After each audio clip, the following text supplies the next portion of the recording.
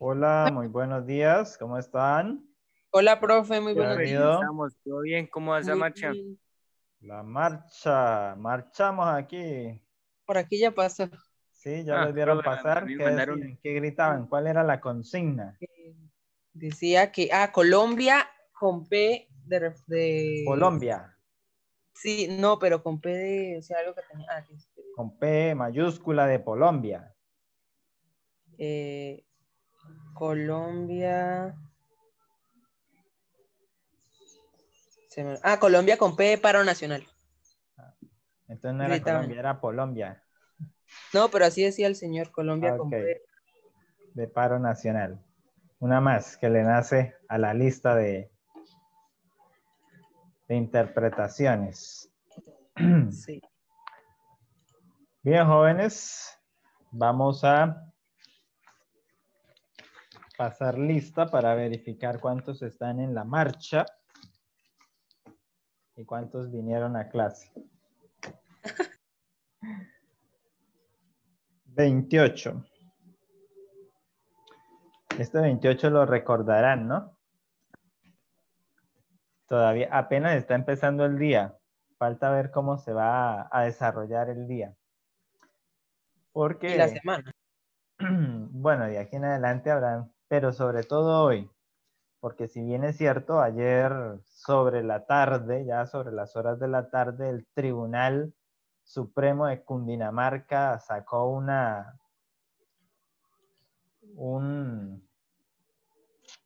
un comunicado con calidad de ley que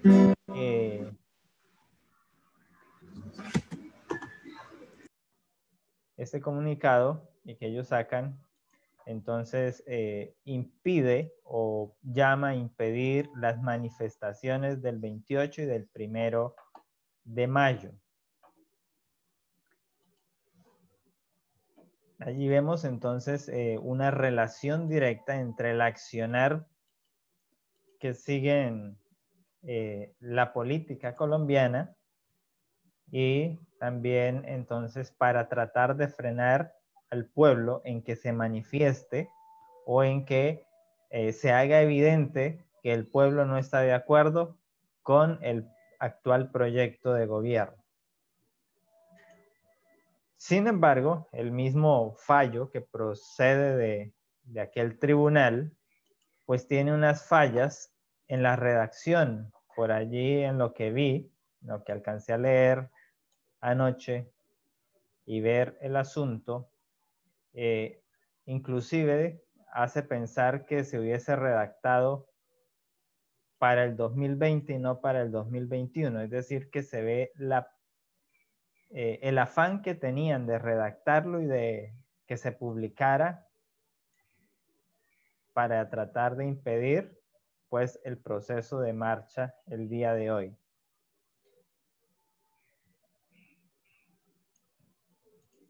Es, como dicen por ahí, otra jugadita del gobierno.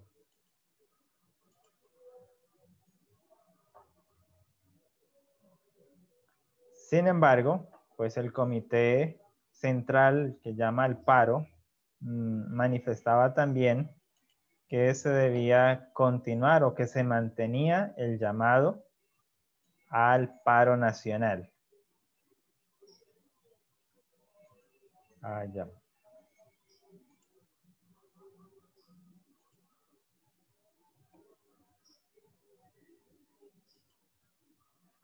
Un segundo. Le damos acceso a Jorge.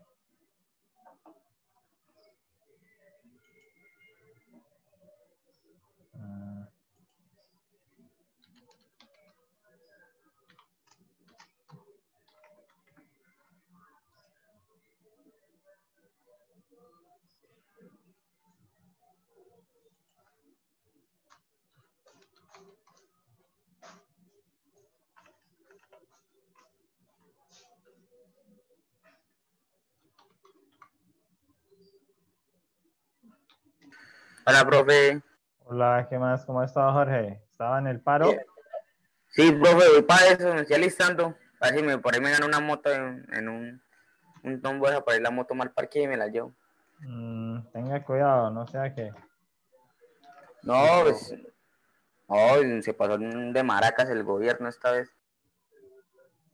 mm, Tocarle chuzo. Ojo con esas expresiones. No, mentiras, profe. Hoy estoy acá en clase, ahorita vamos a tarde, me voy, pero ahorita estoy en clase.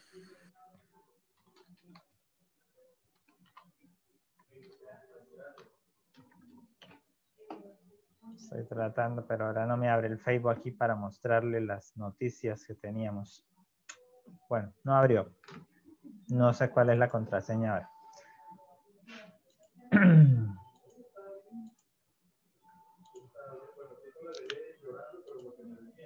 Bueno, les invito para inclinar su rostro. Vamos a orar. Querido y bondadoso Señor, te damos gracias a ti por tus bendiciones, por tus cuidados y queremos, oh Señor, que hoy pedir, colocar en tus manos todas estas movilizaciones sociales que hay en nuestro país, que puedan desarrollarse sin mayores contratiempos, sin poner en riesgo la vida de los manifestantes. Gracias, oh Dios, porque tú nos escuchas, porque sabes, Señor, que entiendes a tu pueblo y sabes, Señor, que quienes gobiernan a veces también abusan de la autoridad que se les ha concedido. Pedimos, Señor, que todo ese proceso que vive nuestro país pueda entonces también ser contrarrestado en esas manifestaciones que pueden terminar en desmanes, en violencia, para evitar así mayores pérdidas. Gracias por escucharnos. En el nombre de Jesús. Amén. Amén.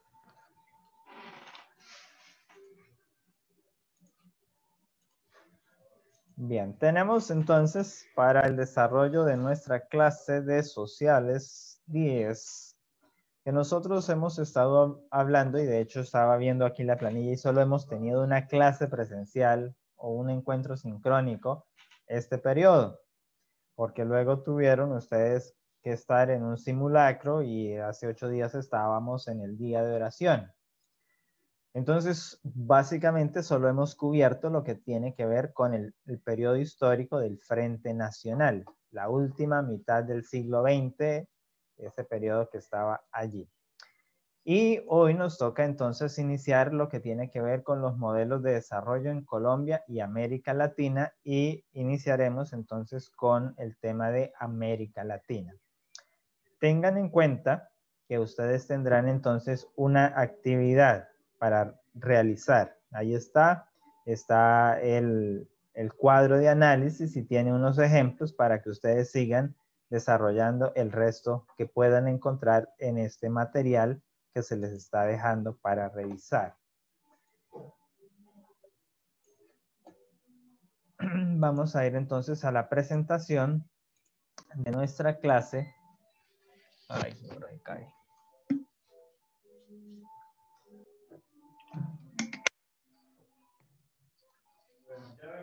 Ah, se cayó. Vuelve a subir. Entonces, pregunta de entrada. ¿Qué es América Latina? ¿O qué América es Latina Latinoamérica? Es un ¿Qué subcontinente. es un vista? subcontinente de ¿Es todos los vista como un países de Y se América subcontinente? compone por de todos lengua los latina. que Uno a hablan la lenguas vez. latinas o romances, como el francés, el portugués y el español. Eso si hablamos desde el concepto idiomático. Ujú. O ¿Quién era los el otro que países estaba hablando? conquistados por España. En parte, pero eso dejaría otros que hoy son también latinoamericanos. Oh, Entonces, ¿qué es Latinoamérica? Latinoamérica son todos los países que están al sur de Estados Unidos. Entonces, no, con eso tenemos todos los que están en Centroamérica, tanto en la parte continental como en la parte del océano, del océano Atlántico o en el mar Caribe. Todos estos que hay, Cuba, República Dominicana, Haití, aquí está también una que pertenece a Estados Unidos, que es colonia de Estados Unidos, que es Puerto Rico. Está Jamaica, que es colonia británica. Está Trinidad y Tobago. Está Barbuda. Bueno, todos estos que están aquí. Y están entonces todos los países sudamericanos. Todo eso es Latinoamérica. Entonces podemos decir, por definición, que Latinoamérica es Centroamérica y Sudamérica. Entonces, estos países se encuentran dentro de una periferia capitalista, es decir, son y buscan ser capitalistas, pero en ese proceso de inserción de las políticas capitalistas en el mercado o en los mercados de estos países han generado crisis, atrasos de desarrollo. En otros han llevado al desarrollo. Y también tenemos entonces el hecho marcado que también hay entonces un desarrollo de lo que son las ideologías de izquierda también en este continente, que entonces se contraponen con las ideas capitalistas, que es parte del conflicto que tenemos hoy en Latinoamérica. Entonces, estos cambios que van generando la estructura económica se llaman modelos económicos. Y es lo que hoy vamos a estudiar. ¿Cuáles son los modelos económicos que han primado en América Latina? ¿Quién nos puede leer lo que está allí? Yo. Adelante. Escrito por el profesor asistente de Sociología en el Instituto de América Latina de la Universidad Libre de Berlín, con el que busca establecer una teoría de diversas características de los estados subdesarrollados. Además, este libro es considerado como uno de los intentos más sistemáticos por lograr establecer la relación entre política y economía en países subdesarrollados. Bueno, ¿cuál es ese libro? El Estado en la periferia capitalista. Muy bien, ese es el libro al cual está haciendo referencia a lo que nos acaba de leer. ¿Quién lo escribió? Tillman Evers. ¿Quién es este señor? Un asistente de Sociología. De una importante universidad. ¿Qué se encuentra? ¿Esta universidad dónde se encuentra? En Berlín, Alemania. Exactamente. Sin embargo, trata temas latinoamericanos.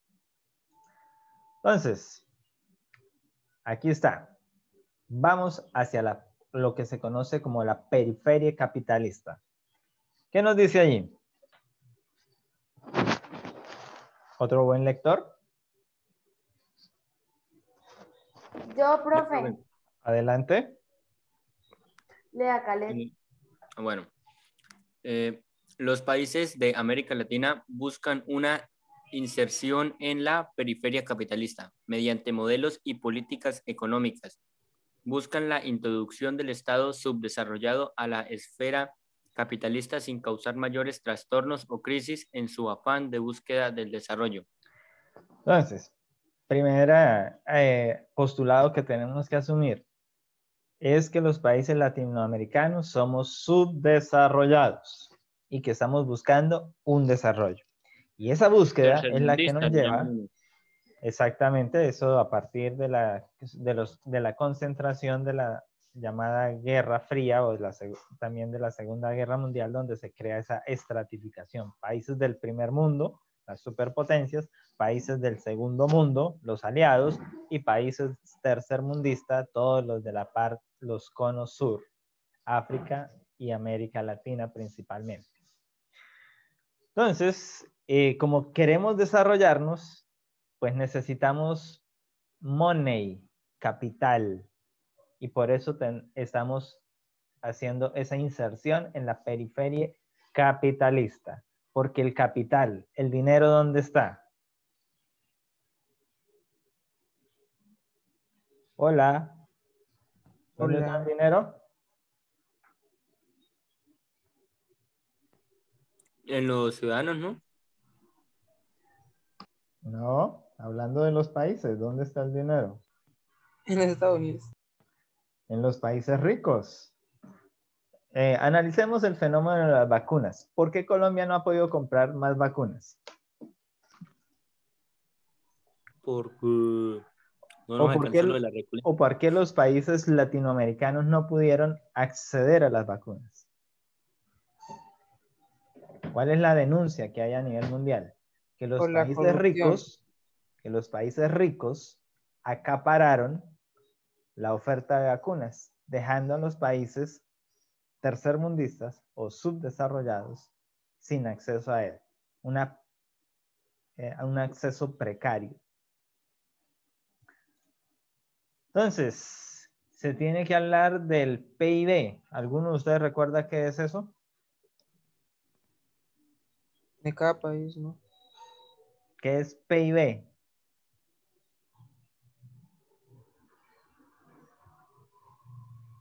Lo que consiguen anualmente. Sí, pero ¿qué significa PIB? Producto Interno Bruto. Muy bien, el Producto Interno Bruto. Eso se Sabía que el entiende. bruto iba. Sí, así estaba. El Producto Interno Bruto, entiéndase como el resultado después de los gastos y de los pagos de deuda, las ganancias del país.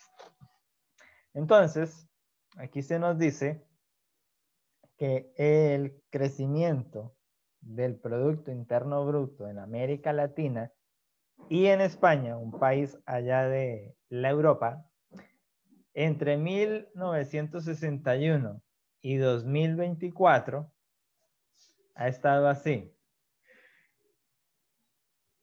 México ha liderado la carrera, seguido por Brasil, luego Colombia, estaría España en esa línea y estaría Argentina. Ahorita sabemos que Argentina está en una crisis muy terrible, financiera, económica, así que ya deberíamos sacarla de este ranking.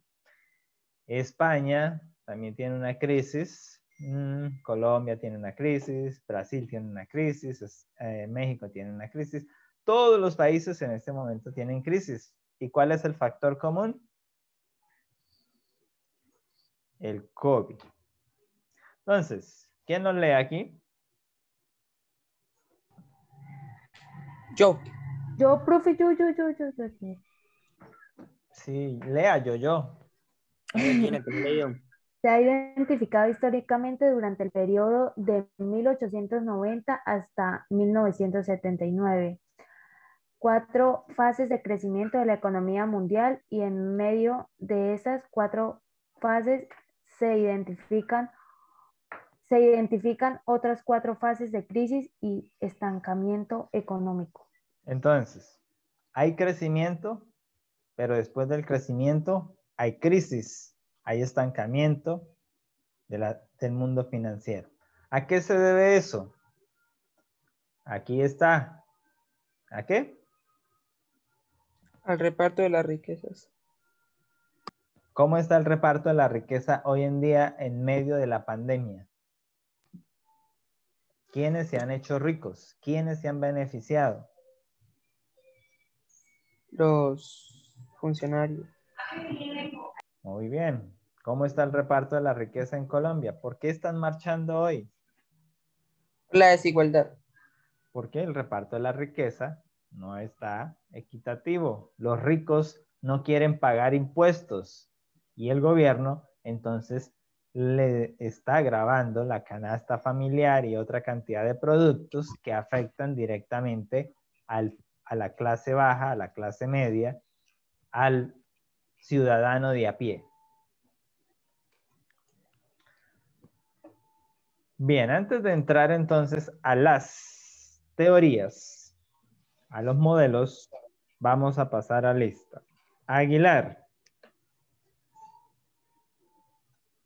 No está. No llegó. Se perdió. Amaya. Presente. Camargo. Presente, nunca ausente. Díaz Guerrero. Presente, profe. Dueñez no está. Durán. No sabemos nada. Guerra.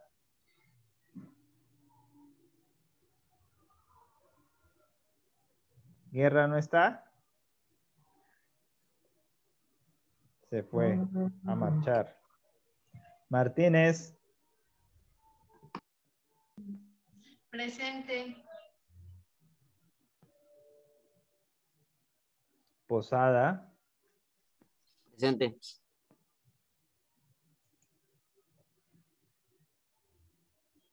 Rodríguez. Presente. Rubio. Tampoco sabemos nada. Salguero. Presente. Sánchez. Presente. Sánchez Ramírez. Presente. Valle. Presente. Vidal. Presente. Ok. Marci ya llegó. Parece que no. No hay evidencia de que esté presente.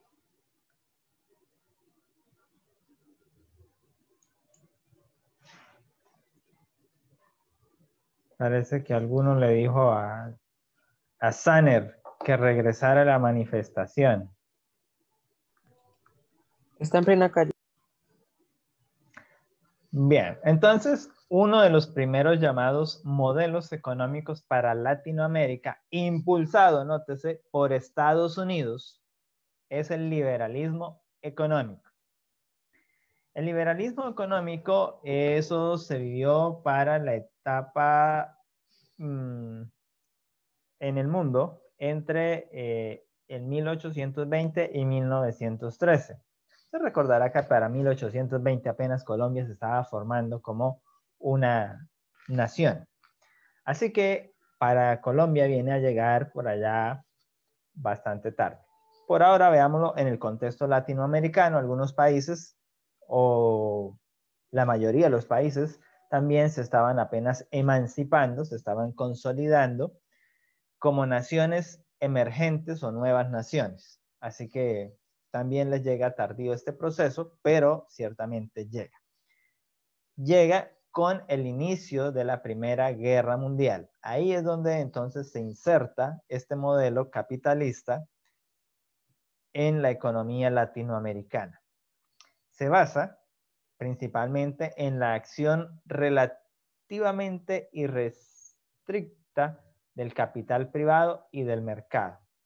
Es decir, que las naciones latinoamericanas fueron beneficiadas porque los países invirtieron recursos, capital en los mercados latinoamericanos porque veían a futuro que tendrían ganancias. De esa manera, entonces, todo ese dinamismo económico se coloca en las famosas empresas privadas. Entonces, allí tenemos, en el caso de la mayoría de los países latinoamericanos, el surgimiento del proceso industrial. Todo ese dinero que llega de estos gobiernos o empresas multinacionales de estos países, entonces empiezan a desarrollarse. ¿Qué promulga? La libertad individual, la libertad de empresa, y entonces se considera como un don natural que podía regir todos los ámbitos de la sociedad. De esa manera, éramos libres de crear empresa, éramos libres de tener y acaparar dinero. Eso es lo que es el liberalismo económico.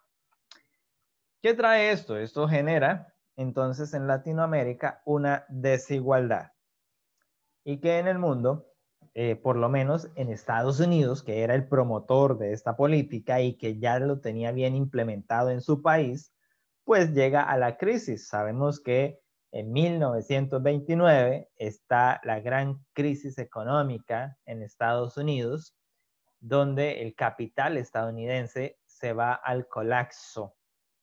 Quiebra Estados Unidos básicamente bajo la política entonces del liberalismo económico. Esto entonces afecta a Latinoamérica, que está participando del modelo basado en agroexportador, es decir, que en ese momento Latinoamérica estaba mandando productos al extranjero basados en el agro. De eso entonces tenemos que en parte pues eso ayudaría a traer más capital, pero está basado en el desarrollo agrario. Sin embargo, con la entrada del liberalismo, el desarrollo del campo tiende a ser relegado. Y de hecho vemos hasta nuestros días que el campo, por lo menos aquí en Colombia, está olvidado. No hay inversión hacia esta línea. Entonces se desarrollan en ese periodo de la implementación 2 guerras mundiales, la Primera y la Segunda Guerra Mundial. Hay turbulencia en la década de los 20, ya vimos la crisis económica que se genera, la gran Profe. depresión. Dígame. ¿No hay diapositivas? Sí, ¿no están saliéndole? No, no, señor. ¿Y eso? Desde la CU. Ah, ok. Desde que pasé a lista. Sí. Sí, señor. Ok, volvemos. A ver qué pasó, que nos salió. Ahí va, otra vez. Ahora sí. Ok. Sí, sí. Sí, señor. Aquí está lo que les venía diciendo. Entonces, aquí tenemos esos 3 momentos. Entonces, vienen las 2 guerras mundiales, viene la turbulencia de los 20, donde 1929 genera la crisis económica y genera entonces lo que en el mundo se conoce como la Gran Depresión de los años 30, que viene a terminar pues con el otro colapso de la Segunda Guerra que lleva a todos los países ricos a estar básicamente en quiebra, porque han gastado muchos recursos en la guerra y porque han perdido mucha mano de obra calificada con los bajas de la guerra. Y obviamente mucha infraestructura. En el caso de Alemania, Francia, perdieron la infraestructura. Entonces, eso genera un retraso. Como decíamos, la producción latinoamericana para ese momento de la historia estaba basada en la exportación de productos agrarios, lo que hoy llamamos el sector primario. Entonces, la agricultura, asociado también pues con la ganadería y la extracción de algunos minerales de manera no industrial, sino de manera artesanal. Entonces, aquí vemos este mapa donde nos muestra cómo era entre 1870 y 1914 esa distribución de productos que salían del mercado latinoamericano hacia otros mercados. Entonces, ¿qué productos podríamos decir que exportaba a Colombia? Café. Sí. Muy bien, ¿qué más? Las esmeraldas. Yo no veo esmeraldas allí. Cacao. No veo cacao. Ganado, Banano. Ganadería. Ok, listo, ganadería, sí. Muy la bien. caña de azúcar, ¿no? Trigo. No se ve. En la área platanera, ¿no? ¿Ustedes sí están viendo el mapa? Es el área ganadera, profe. Entonces tenemos 3 productos que salen aquí en esta, que es Colombia, porque esto Ay. ya es Ecuador. Sí, sí, sí. Hay que reconocer el mapa. Yo pensé que todo eso era Colombia. Ya, todo esto Colombia. Ay, a ver, Sí, esto es Sí, yo estaba que Sudamérica. miraje poco de caña y todo eso. por eso yo No dije. reconocen ustedes el mapa de Colombia. Qué Sí, pero terrible. ya. Aquí tenemos Latinoamérica. Y en Latinoamérica hay muchos países. Colombia solo es un pedacito. Mire, ahí se ve la colita del mapa, la patica. Aquí está Arauca más o menos. Bueno, ahí. Entonces solo hay 3 productos que para ese momento eran de línea de exportación en Colombia. Los bananos, el café y el ganado. Brasil era uno de los países poderosos en exportación agrícola para ese momento. ¿Qué tenía? El ganado, caucho Uh-huh. y eso es Caña. aceite. Caña, Así, caña. Café, café, Cacao. cacao. oro y plata. No, aquí no hay oro y plata. No, sería Perú. Veamos Perú. el algodón, Caña. el algodón, Caña, algodón. no sé, dice, Caña, oro, cuero, plata, algodón, ¿eso qué es? guano. Guano, ¿Qué es. es el guano? Ah, sí, el popo, ¿no es popo? Sí. ¿De qué? Sí, de gaviota, que eso hubo una guerra con un país europeo, por unas islas, no sé. Y que posiblemente el coronavirus viene también de por allá, que algunos buscadores de guano tuvieron contacto con los murciélagos y entonces ahí, porque también es popó de murciélago. Ujú. Y de eso se hace sopa. Uy, no. Para eso es que se exporta. Busca en internet y verá. Bueno. Y es bien aperitiva y costoso el plato. Bueno, Argentina vemos que tenía entonces ya las pampas, el trigo y el ganado. Vemos por aquí que Bolivia estaba con el estaño, los países centroamericanos, banano, café, es lo que tenían en aquel momento. Entonces, en este momento, aquellos desarrollaban su sector secundario, es decir, empieza la industrialización para desarrollar la manufactura, y recibían de los países desarrollados productos manufacturados en estas materias primas elevados en precios. Entonces, nosotros le vendemos el grano de café y ellos nos traen café sello rojo. Y los colombianos compran café sello rojo. En vez de tostar el café que están mandando para allá. Un ejemplo, ¿no? Otro ejemplo, nosotros le vendemos cuero y ellos nos traen entonces bolsos, chaquetas, y nosotros compramos esos bolsos, esas chaquetas. Eso era lo que estaba allí. Entonces, nosotros, fuera de eso, nos compran el cuero o la materia prima a precios bien baratos porque no nos pagan justamente, y lo que nos traen nos lo venden a precios caros. Entonces, allí se nota la desigualdad en ese intercambio. Por eso, ese modelo es un modelo explotador. El modelo liberalista es un modelo explotador. Y ahí llegamos entonces a un segundo modelo, el Estado desarrollista. Entonces, los países desarrollan esas industrias de producción, desarrollan las empresas. Y esto se logra porque con la Segunda Guerra Mundial, entonces, Estados Unidos empieza a decir, bueno, necesitamos determinado producto. ¿Quién lo puede elaborar y llevarlo? Porque había que mantener en las armas lo que necesitaba el frente de guerra surtido. Y para eso, entonces, Estados Unidos lo que hace es valerse a los países suramericanos para entonces llevar, sí, y allí productos a la guerra.